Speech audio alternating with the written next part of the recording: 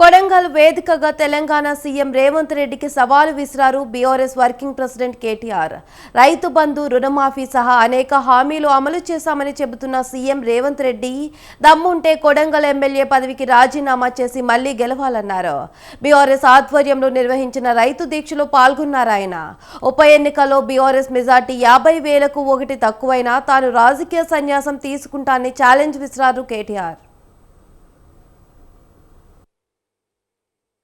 రేవంత్ రెడ్డి గారు నీకు ఒక బంపర్ ఆఫర్ ఇస్తున్నాం. చలో నీకు ఒక బంపర్ ఆఫర్.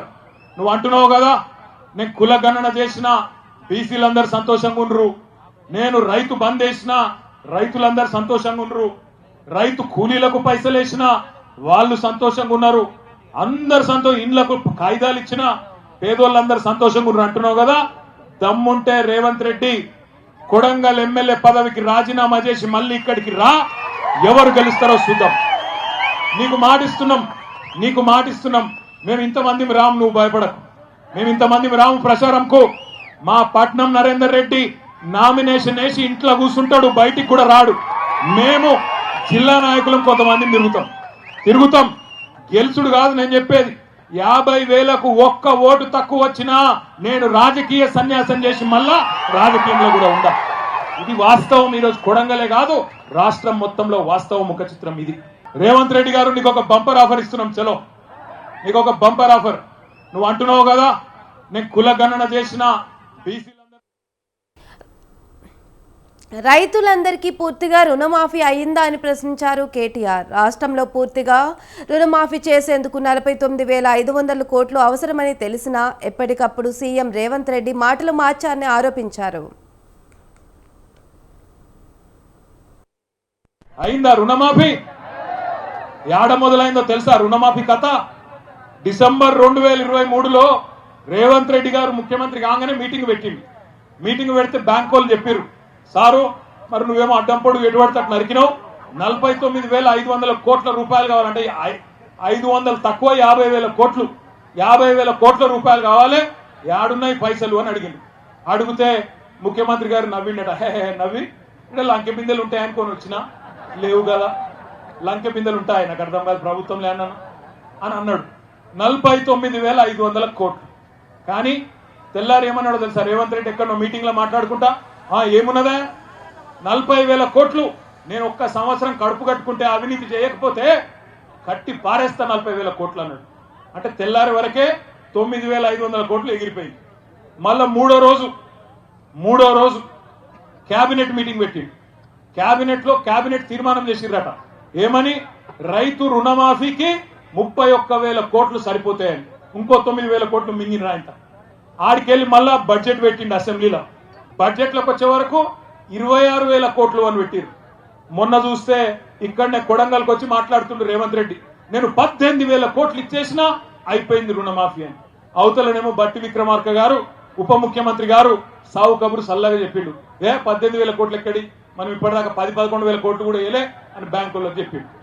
ఏడ 49,000 కోట్లు, ఏడ 11,000 కోట్లు. కేసీఆర్ తన హయాంలో మొత్తం 12 సార్లు రైతు బంధు ప్రజల ఖాతాల్లో వేశారన్నారు కేటీఆర్. అసెంబ్లీ ఎన్నికల ముందు సైతం 7,600 కోట్లు జమ చేస్తే ఈసీకి రేవంత్ రెడ్డి లేఖ రాశారన్నారు. చోటేబాయ్ చెప్పాడు, బడేబాయ్ విన్నాడని ఆరోపించారు. 4 నెలలు సతాయించి చివరకు పార్లమెంట్ ఎన్నికలప్పుడు రైతు బంధు జమ చేశారని విమర్శించారు కేటీఆర్.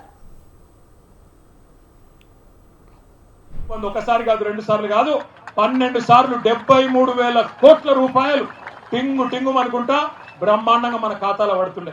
అట్లనే కరెక్ట్ గా మన ఎలక్షన్ ముందు కూడా, అసెంబ్లీ ఎలక్షన్ల ముందు కేసీఆర్ గారు 7,600 కోట్ల రూపాయలు జమ చేసి పెడితే ఇదే రేవంత్ రెడ్డి ఉత్తరం రాసిండు ఎలక్షన్ కమిషన్ రాసి, కేసీఆర్ ఇచ్చిన రైతు బంద్ వేస్తే మళ్ళా రైతులు ఆయనకే గుద్దుతారు, నేను కొడంగల్లో కూడా ఓడిపోతా, మా పార్టీ ఓడిపోతుంది, మళ్ళా గెలవది, ఆపు అన్నాడు. వాళ్ళు ఆపిరు. ఇక బడేబాయ్ చోటేబాయ్ కదా, చోటేబాయ్ చెప్పిండు, బడేబాయ్ విన్నాడు, ఆపేసింది. ఆపినాక ఏమైంది?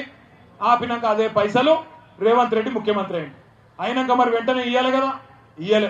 4 నెలలు ఆ పైసలు, కేసీఆర్ ప్రభుత్వం దాపెట్టిన పైసలు 4 నెలలు సతాయించి ఎప్పుడు ఇచ్చిండు? మళ్ళా పార్లమెంట్ ఎలక్షన్లప్పుడు. ఒకప్పుడు ఓట్లు డబ్బల పడాలి కాబట్టి నోట్లు మీ అకౌంట్లో వేసిండు. అది కూడా ఏంటి? పాత పైసలే. 5,000 ఇచ్చిండు తప్ప 7,500 ఇయ్యలే. కాబట్టి మొదటి పంట బాకీ 2,500 రూపాయలు ఎకరానికి. 7,500 ఇస్తా అన్నాడు, 5,000 ఇచ్చిండు ఆనాడు డిసెంబర్ 23లో. ఆ తర్వాత వానాకాలం వచ్చింది, రైతు బంధు ఇచ్చిండు. ఆ వానాకాలం రైతు బంధు ఇచ్చిండు, అయ్యలేదా? ఇయ్యలేదు, ఎగ్గొట్టిండు. మరి అది బాకీ ఉన్నాడు కదా, ఎకరానికి 7,500 అది కూడా బాకీ ఉన్నాడు. 7,500 పాత బాకీ, 2,500 10,000 బాకీ. మళ్ళా ఇప్పుడు మళ్ళా పంట వచ్చింది, మళ్ళీ నాట్లేసే టైం వచ్చింది. ఇప్పుడు ఎంత ఇవ్వాలి? మళ్ళీ ఇప్పుడు మళ్ళీ 7,500 ఎకరానికి ఇవ్వాలి. ఎకరానికి 17,500. అదాని అల్లుడు కంపెనీలు పెడతానంటే భూములు గుంజుకునే ప్రయత్నం సీఎం రేవంత్ రెడ్డి చేశారన్నారు కేటీఆర్. కలెక్టర్పై హత్యాయత్నం జరిగిందని ఆరోపిస్తూ బీఆర్ఎస్ కు చెందిన 40 మందిపై కేసులు పెట్టారని గుర్తు చేశారు కేటీఆర్. మీ మీదికి బలవంతంగా ఇక్కడ అదాని కంపెనీ పెడతా అంటే, అల్లుడు ఫార్మా కంపెనీ పెడతా అంటే భూములు గుంజుకున్న తందుకు ఒక కుతంత్రంతో రేవంత్ రెడ్డి ప్రభుత్వం మీ మీదికి వచ్చి ఆనాడు అధికారులు ఇక్కడికి వస్తే ఆ అధికారుల మీదకి మీరు మరలబడి అడిగినారు. ఎట్లిస్తామయ్యా? 65-70 లక్షల ఎకరం ఉండే భూమి నువ్వు 10 లక్షలు ఇస్తామంటే ఎట్లిస్తాం? ఇయ్యం, మేము మా ప్రాణం పైన ఇయ్యం, ఏం చేసుకుంటామో చేసుకోపో అన్నారు. అంటే ఆ రోజు ఏమైంది? కలెక్టర్ మీద హత్యా ప్రయత్నం జరిగిందని చెప్పి రేవంత్ రెడ్డి గారు ఆయన ప్రభుత్వంలోని మంత్రులు కేసులు పెట్టి 70 మంది మీద కేసులు పెట్టి, అందులో కాంగ్రెస్ వాళ్ళు కూడా ఉండే నిరసన చెప్పిన వాళ్ళ కాంగ్రెస్ వాళ్ళని కట్ చేసిండ్రు, బీజేపీ వాళ్ళని కట్ చేసిండ్రు. ఒక్క టిఆర్ఎస్ వాళ్ళని మాత్రం 40 మందిని, మా సోదరుడు పట్నం నరేందర్ రెడ్డి గారితో సహా 40 మంది రైతులను, ఆ రోజు సురేష్ ని గాని, ఇంకా మా హీరియా నాయకును, మా గోపాల్ ఇంకా చాలా మందిని, ఒకరిద్దరిని కాదు 40 మందిని సురేష్ తో సహా తీసుకొని పోయి జైల్లో పెట్టినారు. కొంతమంది కాంగ్రెస్ ప్రభుత్వ పాలనలో ఇప్పటి వరకు ఎవరికి ఏమిచ్చారని ప్రశ్నించారు కేటీఆర్. రైతు బంధు, రుణమాఫీ, బోనస్, ఆడబిడ్డలకు 2,500 సహా ఏ ఒక్కటి పూర్తిగా అమలు కాలేదన్నారు. అల్లుడికి కట్నం కింద లగచర్ల భూములు, హకీంపేట భూములు ఇచ్చేందుకు ప్రయత్నం చేశారని ఆరోపించారు కేటీఆర్. రుణమాఫీ కానోళ్ళు ఒక్కసారి శైలవాడు, రుణమాఫీ జరగనోళ్ళు జరగలేదా? కొడంగల్ కూడా స్పెషల్ గా వేస్తలేడు ఆ టకీ టకీమని లేవా? ఎక్కడ ఇవ్వలకేపోయినా కొడంగల్ మందం నూకుతుండేమో వెనుకకెళ్ళి అనుకున్నాను, లేదా? అది కూడా బోనస్ పడ్డదా టకీ టకీ టకీమని? ఆడబిడ్డలకు 2,500 వచ్చిందా టకీ టకీ టకీమని? రాలే. కులం బంగారం పడ్డదా టక్కు టక్కుమని? రాలే. స్కూటీలు వచ్చినాయా చెల్లె నీకు? స్కూటీలు రాలే. మరి ఎవరికేమిచ్చిండు 14 నెలల్లో? ఎవరికేమిచ్చిండు? ఏమిచ్చిండంటే ఒకటి మాత్రం బాగా ఇచ్చిండు. అల్లునికి కట్నం కింద లగచర్ల భూములు, అక్కింపేట భూములు ఇచ్చినందుకు మాత్రం సుడివెట్టిండు. సంవత్సరం కాలంగా కొడంగల్లో కురుక్షేత్ర యుద్ధం నడుస్తుందన్నారు కేటీఆర్. ఇక్కడి వ్యక్తి ఎమ్మెల్యే అయితే ఈ ప్రాంతం బాగుపడుతుందని అందరూ అనుకున్నారని, కానీ ఏ ఒక్క వర్గానికి ఏ పని చేయలేదన్నారు. రేవంత్ రెడ్డి తన కుటుంబ సభ్యుల కోసం, అదానీ కోసం పనిచేస్తున్నారని ఆరోపించారు కేటీఆర్. సంవత్సర కాలంగా కొడంగల్లో ఒక కురుక్షేత్రం మాదిరిగా యుద్ధం నడుస్తా ఉన్నది. ఎందుకు?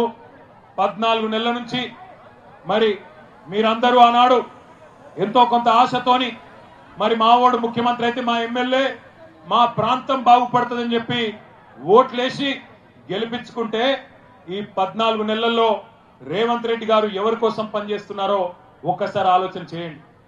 14 నెలల పరిపాలన చూస్తా ఉంటే ఒక్క పని రైతుల కోసం చేసింది లేదు, ఒక్క పని మహిళల కోసం చేసింది లేదు, ఒక్క పని పెద్ద మనుషుల కోసం చేసింది లేదు, ఒక్క పని ఇక్కడ ఉండే యువత కోసం చేసింది లేదు.